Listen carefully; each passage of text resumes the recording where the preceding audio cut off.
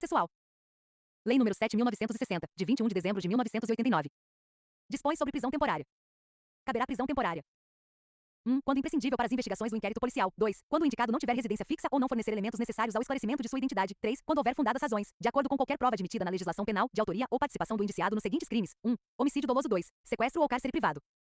3. Roubo. 4. Extorsão. 5. Extorsão mediante sequestro. 6. Estupro. 7. Atentado violento ao pudor. 8. Rapto violento. 9. Epidemia com resultado de morte. 10. Envenenamento de água potável ou substância alimentícia ou medicinal qualificado pela morte. 11. Quadrilha ou bando. 12. Genocídio em qualquer de suas formas típicas. 13. Tráfico de drogas. 14. Crimes contra o sistema financeiro. 15. Crimes previstos na lei de terrorismo. A prisão temporária será decretada pelo juiz, em face da representação da autoridade policial ou de requerimento do Ministério Público, e terá o prazo de 5 dias, prorrogável por igual período em caso de extrema e comprovada necessidade. Na hipótese de representação da autoridade policial, o juiz, antes de decidir, ouvirá o Ministério Público. O despacho que decretar a prisão temporária deverá ser fundamentado e prolatado dentro do prazo de 24 horas, contadas a partir do recebimento da representação ou do requerimento. O juiz poderá, de ofício ou a requerimento do Ministério Público e do advogado, determinar que o preso lhe seja apresentado, solicitar informações e esclarecimentos da autoridade policial e submetê-lo a exame de corpo de delito. Decretada a prisão temporária, expedir-se-á mandado de prisão em 2 vias, uma das quais será entregue ao indiciado e servirá como nota de culpa. O mandado de prisão conterá necessariamente o período de duração da prisão temporária estabelecido no caput deste artigo, bem como o dia em que o preso deverá ser libertado. A prisão somente poderá ser executada depois da expedição de mandado judicial. Efetuada a prisão, a autoridade policial informará o preso dos direitos previstos no artigo 5 graus da Constituição Federal. Decorrido o prazo de 5 dias de detenção, o preso deverá ser posto imediatamente em liberdade, salvo se já tiver sido decretada sua prisão preventiva. Decorrido o prazo contido no mandado de prisão, a autoridade responsável pela custódia deverá, independentemente de nova ordem da autoridade judicial, pôr imediatamente o preso em liberdade, salvo se já tiver sido comunicada da prorrogação da prisão temporária ou da decretação da prisão preventiva. Inclui-se o dia do cumprimento do mandado de prisão no cômputo do prazo de prisão temporária. Os presos temporários deverão permanecer, obrigatoriamente, separados dos demais detentos. Lei nº 13.431, de 4 de abril de 2017. Estabelece o sistema de garantia de direitos da criança e do adolescente vítima ou testemunha.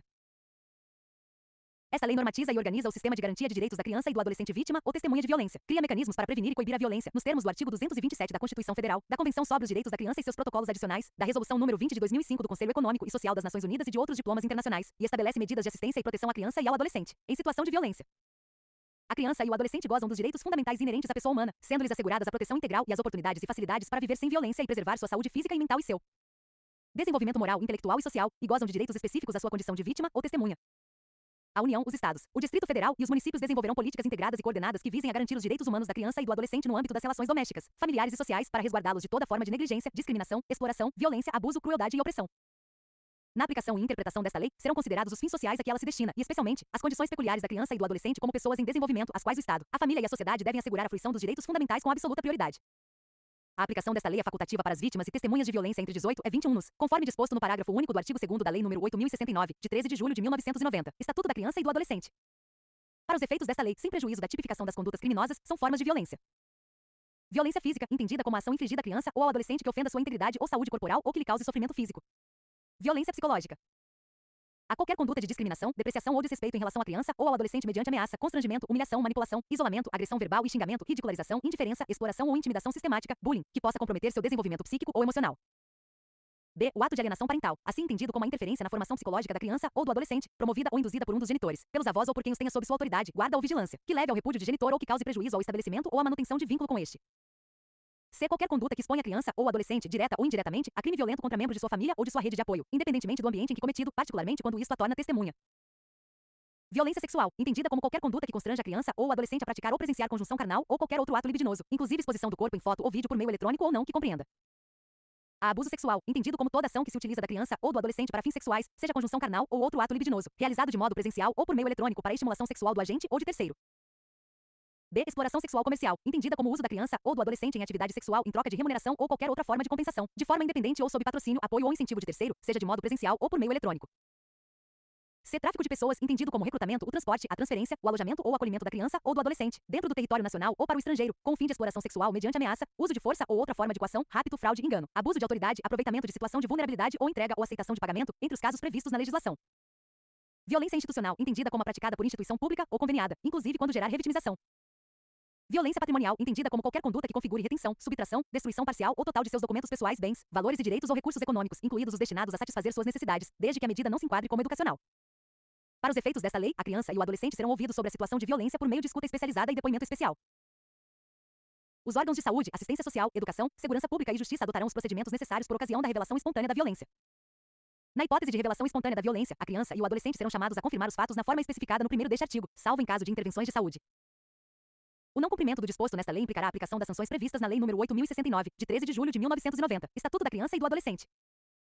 A aplicação desta lei, sem prejuízo dos princípios estabelecidos nas demais normas nacionais e internacionais de proteção dos direitos da criança e do adolescente, terá como base, entre outros, os direitos e garantias fundamentais da criança e do adolescente a 1. Receber prioridade absoluta e ter considerada a condição peculiar de pessoa em desenvolvimento. 2. Receber tratamento digno e abrangente.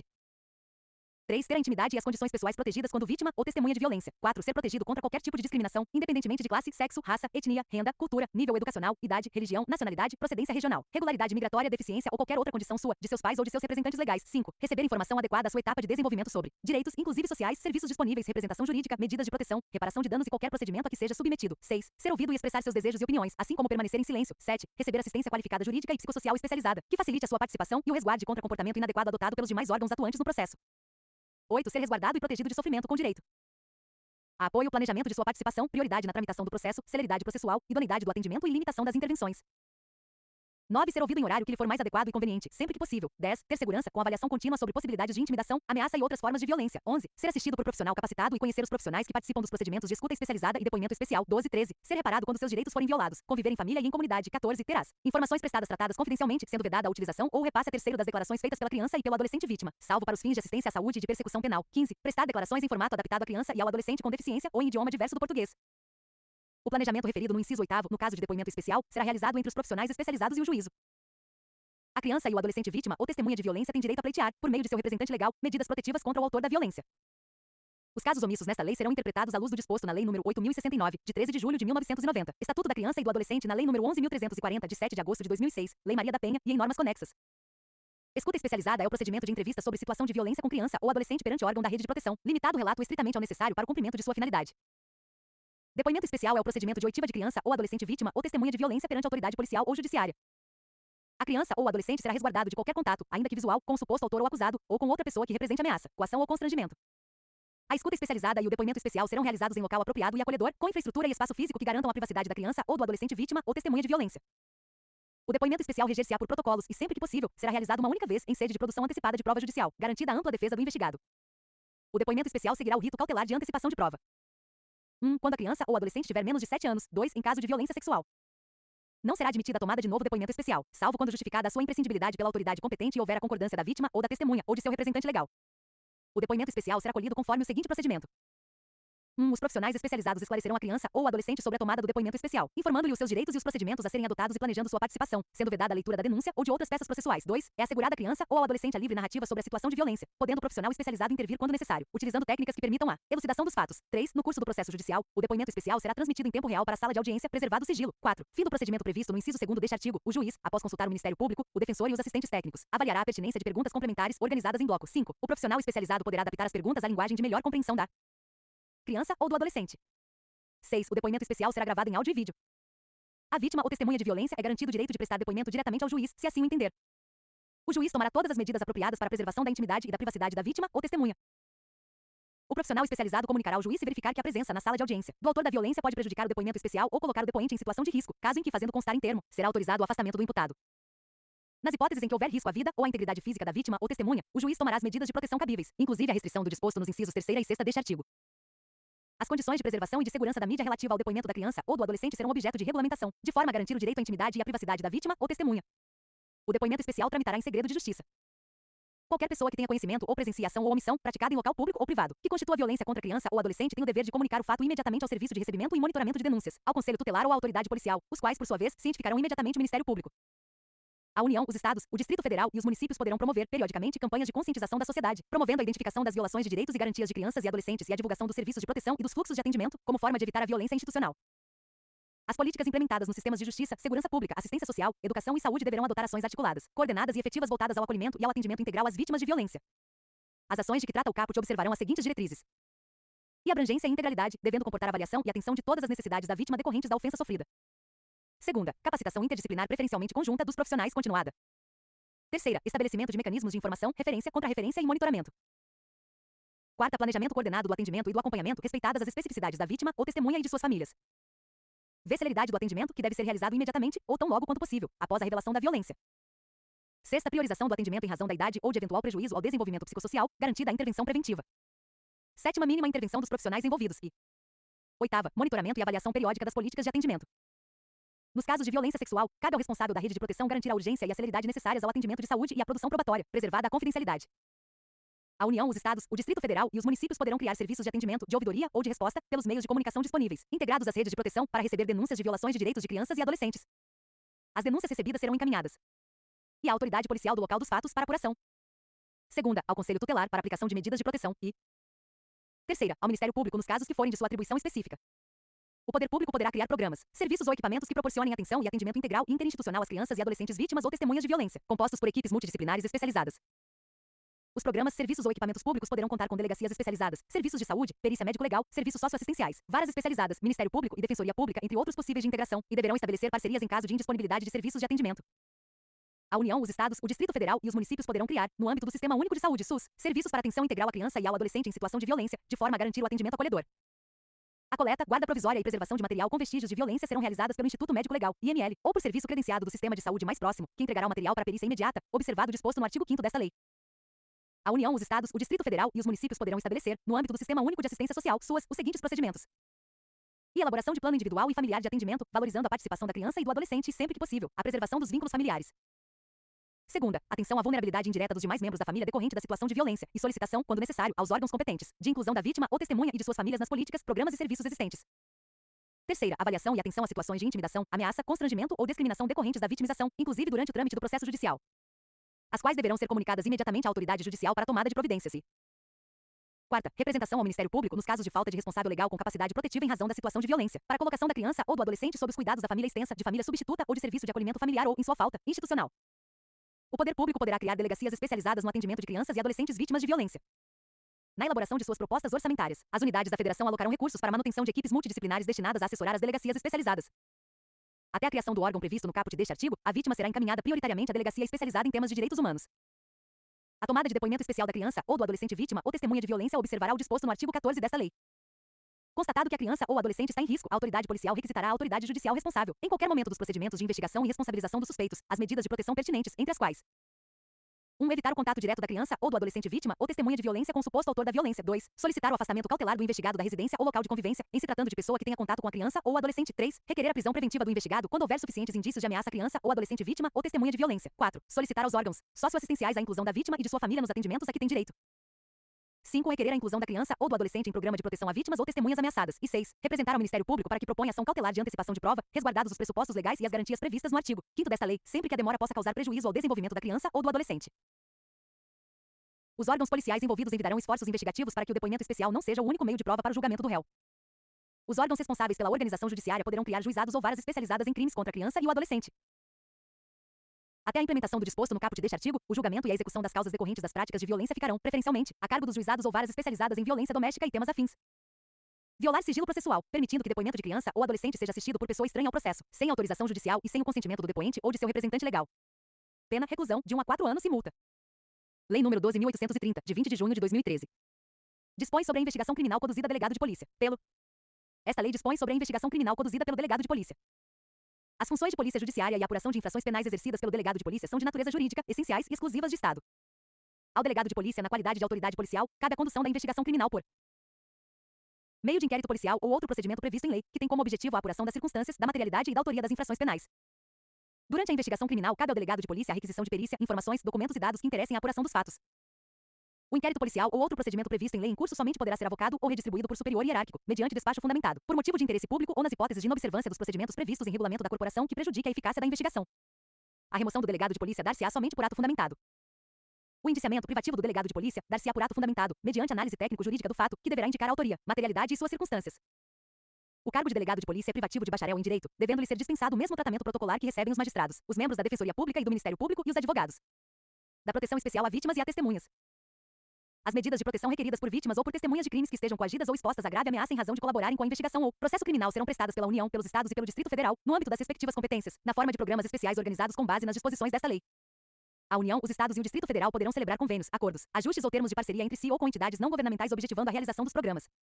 A supervisão e a fiscalização dos convênios, acordos, ajustes e termos de parceria de interesse da União ficarão a cargo do órgão do Ministério da Justiça com atribuições para a execução da política de direitos humanos. A proteção concedida pelos programas e as medidas dela decorrentes levarão em conta a gravidade da coação ou da ameaça à integridade física ou psicológica, a dificuldade de preveni-las ou reprimi-las pelos meios convencionais e a sua importância para a produção da prova. A proteção poderá ser dirigida ou estendida ao cônjuge ou companheiro, ascendentes, descendentes e dependentes que tenham convivência habitual com a vítima ou testemunha, conforme o especificamente necessário em cada caso. Estão excluídos da proteção os indivíduos cuja personalidade ou conduta seja incompatível com as restrições de comportamento exigidas pelo programa, os condenados que estejam cumprindo pena e os indiciados ou acusados sob prisão cautelar em qualquer de suas modalidades. Tal exclusão não trará prejuízo eventual. Prestação de medidas de preservação da integridade física desses indivíduos por parte dos órgãos de segurança pública. O ingresso no programa, as restrições de segurança e demais medidas por ele adotadas terão sempre a anuência da pessoa protegida ou de seu representante legal. Após ingressar no programa, o protegido ficará obrigado ao cumprimento das normas por ele prescritas. As medidas e providências relacionadas com os programas serão adotadas, executadas e mantidas em sigilo pelos protegidos e pelos agentes envolvidos em sua execução.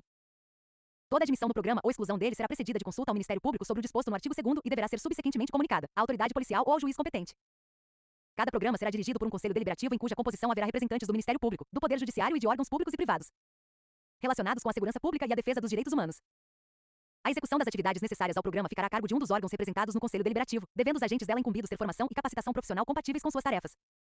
Os órgãos policiais prestarão a colaboração e o apoio necessários à execução de cada programa.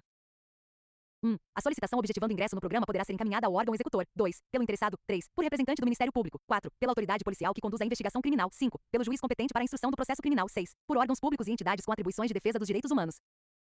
A solicitação será instruída com a qualificação da pessoa a ser protegida e com informações sobre a sua vida pregressa, o fato delituoso e a coação ou ameaça que a motiva.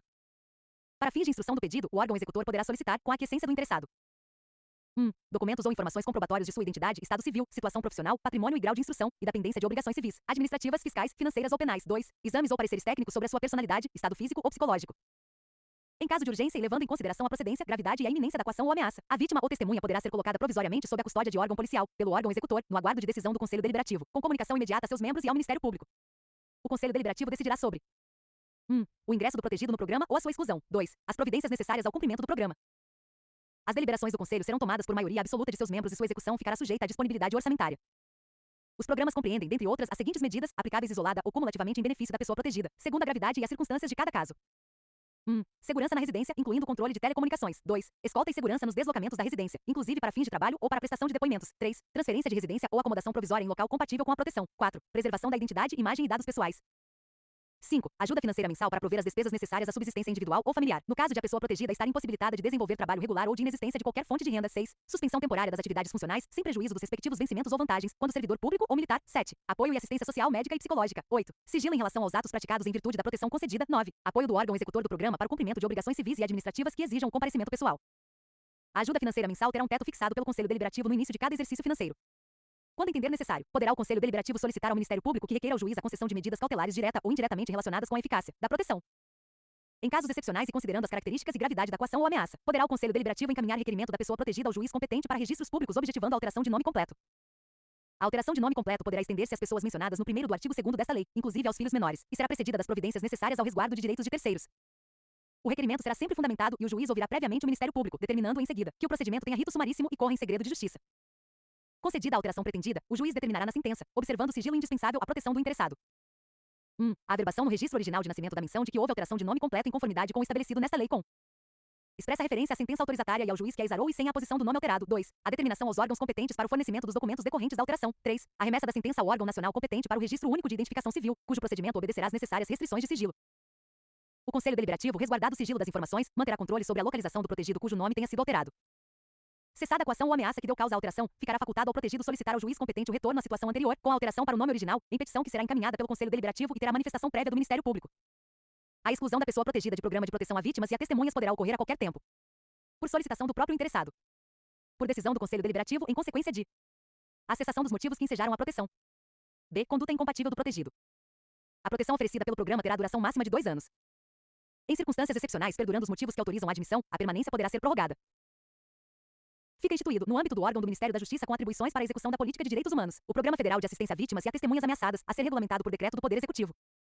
Poderá o juiz, de ofício ou a requerimento das partes, conceder o perdão judicial e a consequente extinção da punibilidade ao acusado que, sendo primário, tenha colaborado efetiva e voluntariamente com a investigação e o processo criminal, desde que dessa colaboração tenha resultado: 1. A identificação dos demais coautores ou partícipes da ação criminosa. 2. A localização da vítima com a sua integridade física preservada. 3. A recuperação total ou parcial do produto do crime.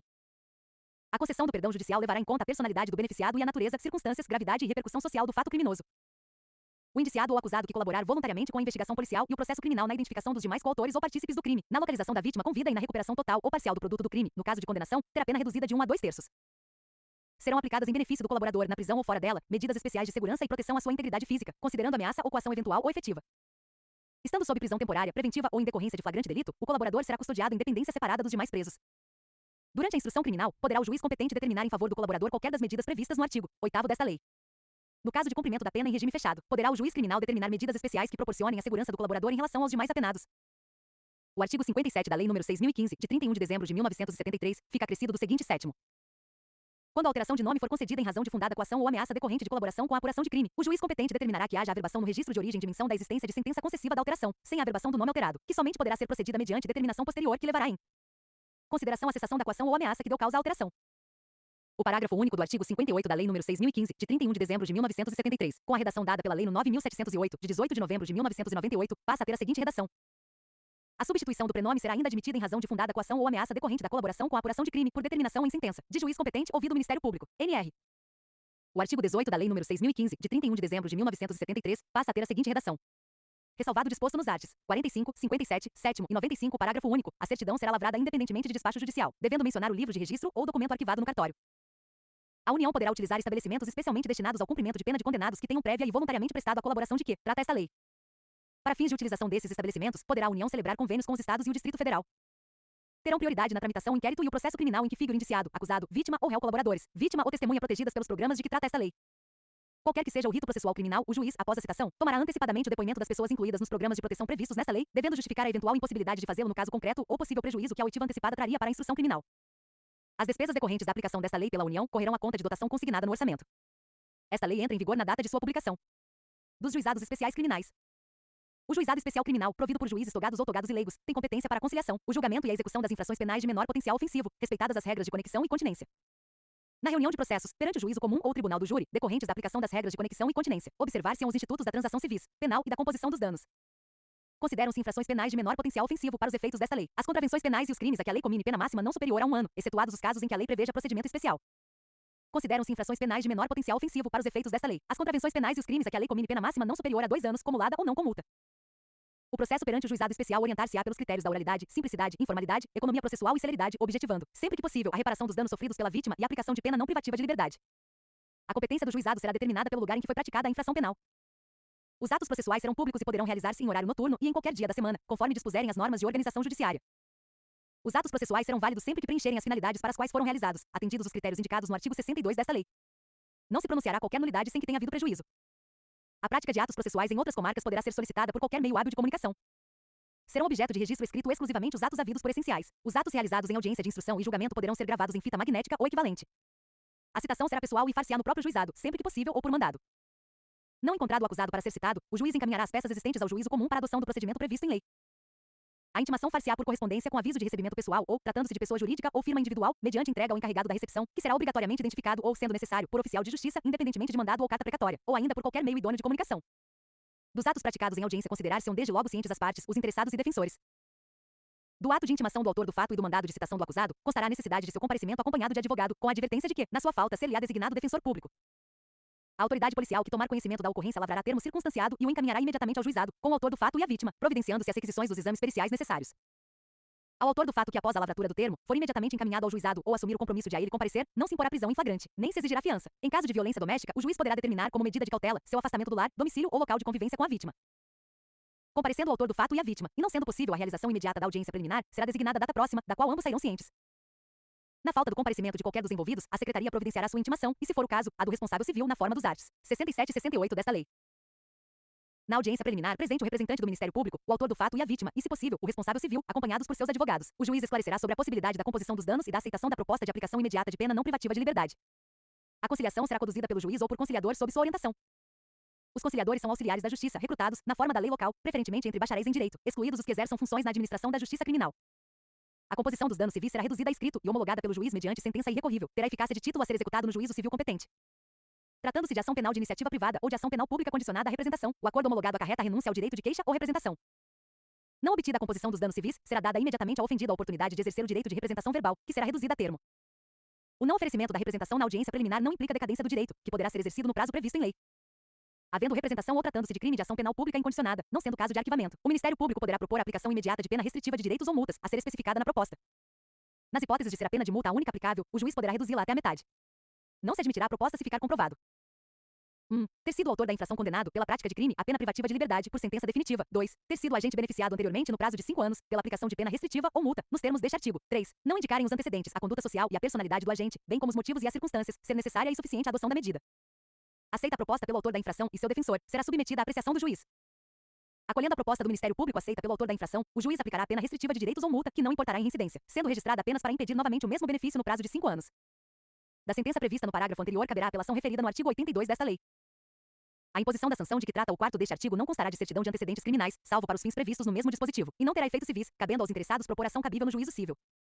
Na ação penal de iniciativa pública, quando não houver aplicação de pena, pela ausência do autor do fato, ou pela não ocorrência da hipótese prevista no artigo 76 desta lei, o Ministério Público oferecerá ao juiz, de imediato, denúncia oral, se não houver necessidade de diligências imprescindíveis.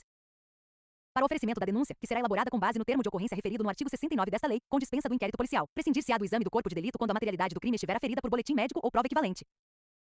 Se a complexidade ou circunstâncias do caso não permitirem a formulação da denúncia, o Ministério Público poderá requerer ao juiz o encaminhamento das peças existentes, na forma do parágrafo único do artigo 66 desta lei.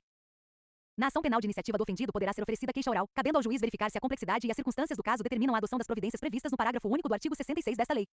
Oferecida a denúncia ou queixa será reduzida a termo, entregando-se cópia ao acusado, que com ela ficará citado e imediatamente cientificado da designação de dia e hora para a audiência de instrução e julgamento, da qual também tomarão ciência o Ministério Público, o ofendido, o responsável civil e seus advogados. Se o acusado não estiver presente, será citado na forma dos artigos 66 e 68 desta lei e cientificado da data da audiência de instrução e julgamento, devendo a ela trazer suas testemunhas ou apresentar requerimento para intimação, no mínimo 5 dias antes de sua realização. Não estando presentes o ofendido e o responsável civil, serão intimados nos termos do artigo 67 desta lei para comparecerem à audiência de instrução e julgamento. As testemunhas arroladas serão intimadas na forma prevista no artigo 67 desta lei. No dia e hora designados para a audiência de instrução e julgamento, se na fase preliminar não tiver havido possibilidade de tentativa de conciliação e de oferecimento de proposta pelo Ministério Público, proceder-se-á nos termos dos artigos 72, 73, 74 e 75 desta lei. Nenhum ato será adiado, determinando o juiz, quando imprescindível, a condução coercitiva de quem deva comparecer. Aberta a audiência, será dada a palavra ao defensor para responder à acusação, após o que o juiz receberá ou não a denúncia ou queixa. Havendo recebimento, serão ouvidas a vítima e as testemunhas de acusação e defesa, interrogando-se a seguir o acusado se presente, passando-se imediatamente aos debates orais e aprovação da sentença. Todas as provas serão produzidas na audiência de instrução e julgamento, podendo o juiz limitar ou excluir as que considerar excessivas, impertinentes ou protelatórias. Durante a audiência, todas as partes e demais sujeitos processuais presentes no ato deverão respeitar a dignidade da vítima, sob pena de responsabilização civil, penal e administrativa, cabendo ao juiz garantir o cumprimento do disposto neste artigo vedadas: 1. A manifestação sobre circunstâncias ou elementos alheios aos fatos objeto de apuração nos autos. 2. A utilização de linguagem, de informações ou de material que ofendam a dignidade da vítima ou de testemunhas. De todo o ocorrido na audiência será lavrado termo, assinado pelo juiz e pelas partes, contendo breve resumo dos fatos relevantes ocorridos em audiência e a sentença. A sentença, dispensado o relatório, mencionará os elementos de convicção do juiz. Da decisão de rejeição da denúncia ou queixa e da sentença caberá apelação, que poderá ser julgada por turma composta de 3 juízes em exercício no primeiro grau de jurisdição, reunidos na sede do juizado.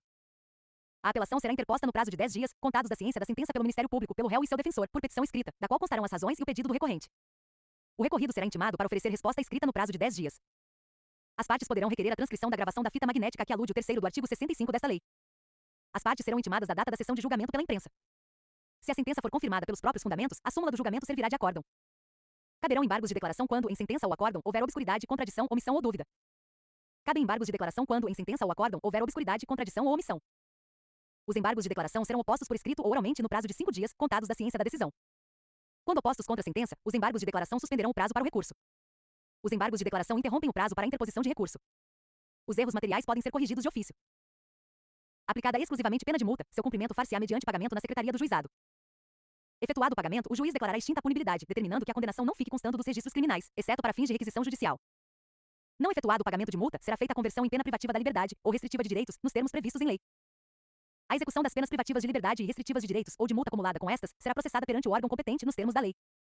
Nos casos de homologação do acordo civil e aplicação de pena restritiva de direitos ou multa, artigos 74 e 76, quarto, as despesas processuais serão reduzidas, conforme dispuser lei estadual. Além das hipóteses do Código Penal e da legislação especial, dependerá de representação a ação penal relativa aos crimes de lesões corporais leves e lesões culposas. Nos crimes em que a pena mínima combinada for igual ou inferior a 1 ano, abrangidas ou não por esta lei, o Ministério Público, ao oferecer a denúncia, poderá propor a suspensão do processo por 2 a 4 anos, desde que o acusado não esteja sendo processado ou não tenha sido condenado por outro crime, presentes os demais requisitos que autorizariam a suspensão condicional da pena, artigo 77 do Código Penal.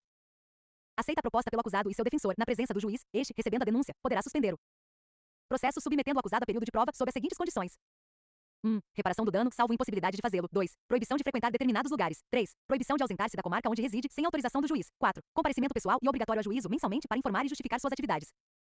O juiz poderá especificar outras condições a que fica subordinada a suspensão, desde que adequadas ao fato e à situação pessoal do acusado. A suspensão será revogada se no curso do prazo o beneficiário vier a ser processado por outro crime ou não efetuar, sem motivo justificado, a reparação do dano. A suspensão poderá ser revogada se o acusado vier a ser processado, no curso do prazo, por contravenção ou descumprir qualquer outra condição imposta.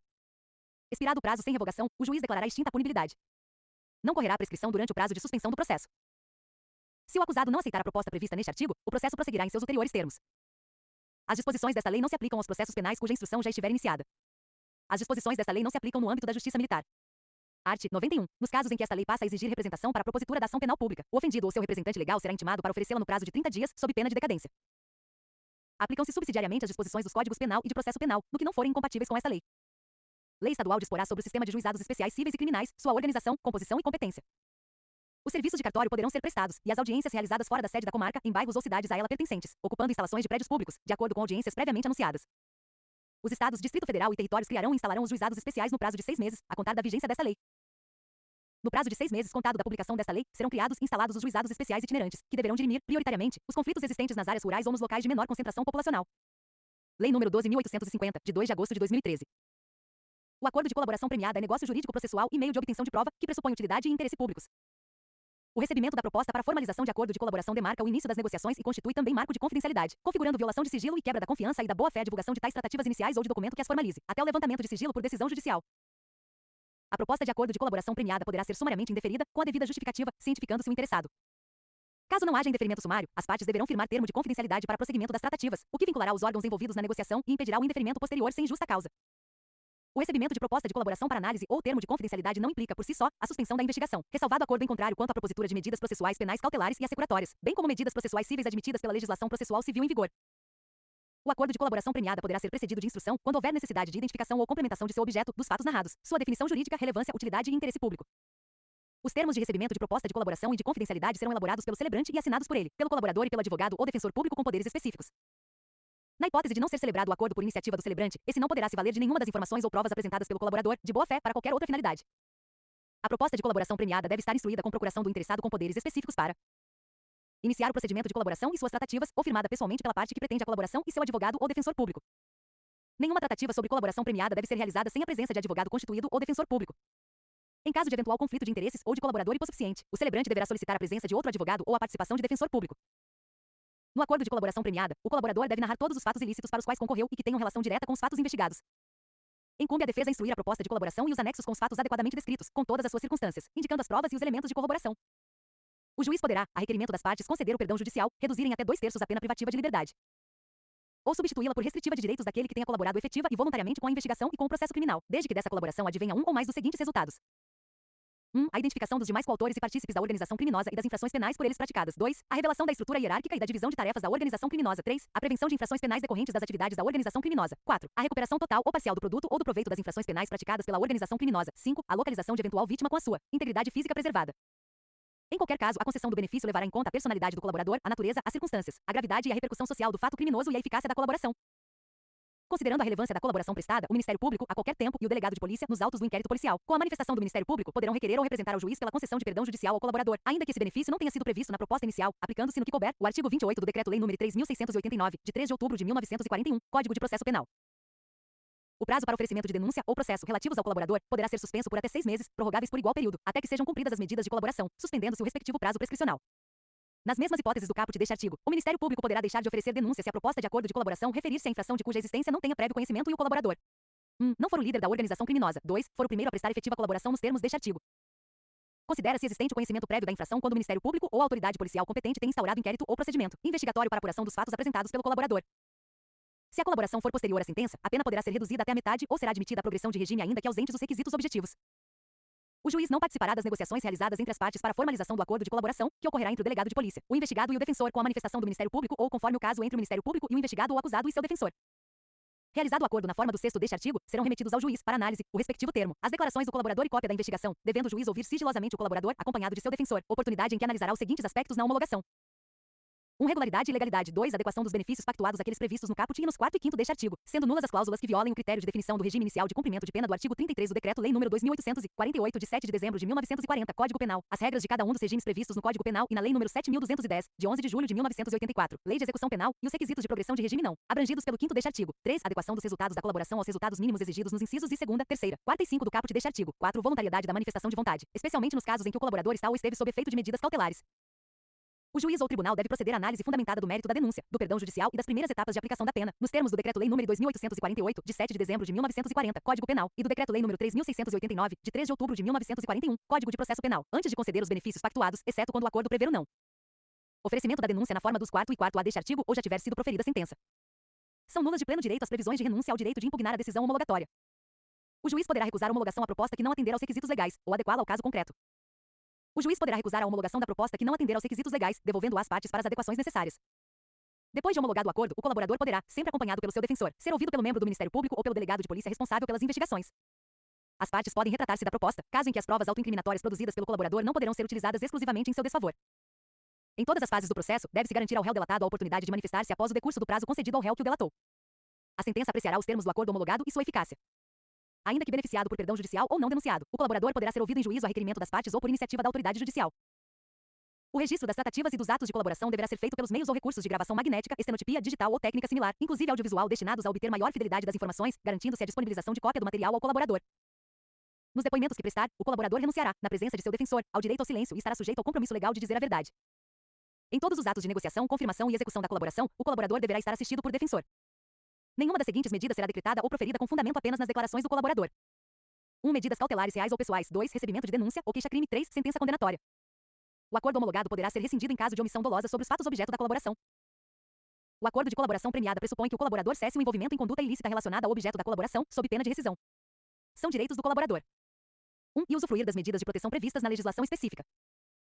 2. Segunda, ter nome, qualificação, imagem e demais informações pessoais preservados. 3. Terceira, ser conduzido em juízo, separadamente dos demais coautores e partícipes. 4. Quarta, participar das audiências sem contato visual com os outros acusados. 5. V. Não ter sua identidade revelada pelos meios de comunicação, nem ser fotografado ou filmado, sem sua prévia autorização por escrito. 6. Sexta, cumprir pena em estabelecimento penal diverso dos demais corréus ou condenados. 7. Sexta, cumprir pena ou prisão cautelar em estabelecimento penal diverso dos demais corréus ou condenados. O termo de acordo da colaboração premiada deverá ser feito por escrito e conter o relato da colaboração e seus possíveis resultados. 1. Segunda, as condições da proposta do Ministério Público ou do delegado de polícia. 2. Terceira, a declaração de aceitação do colaborador e de seu defensor. 3. Quarta, as assinaturas do representante do Ministério Público ou do delegado de polícia, do colaborador e de seu defensor. 4. V. A especificação das medidas de proteção ao colaborador e à sua família quando necessário. O pedido de homologação do acordo será sigilosamente distribuído, contendo apenas informações que não possam identificar o colaborador e o seu objeto. As informações pormenorizadas da colaboração serão dirigidas diretamente ao juiz a que recair a distribuição, que decidirá no prazo de 48 horas. O acesso aos autos será restrito ao juiz, ao Ministério Público e ao delegado de polícia, como forma de garantir o êxito das investigações, assegurando-se ao defensor, no interesse do representado, amplo acesso aos elementos de prova que digam respeito ao exercício do direito de defesa, devidamente precedido de autorização judicial, ressalvados os referentes às diligências em andamento. O acordo de colaboração premiada e os depoimentos do colaborador serão mantidos em sigilo até o recebimento da denúncia ou da queixa-crime, sendo vedado ao magistrado decidir por sua publicidade em qualquer hipótese. Lei nº 9.296, de 24 de julho de 1996. A interceptação de comunicações telefônicas, de qualquer natureza, para prova em investigação criminal e instrução processual penal, observará o disposto nesta lei e dependerá de ordem do juiz competente da ação principal, sob segredo de justiça.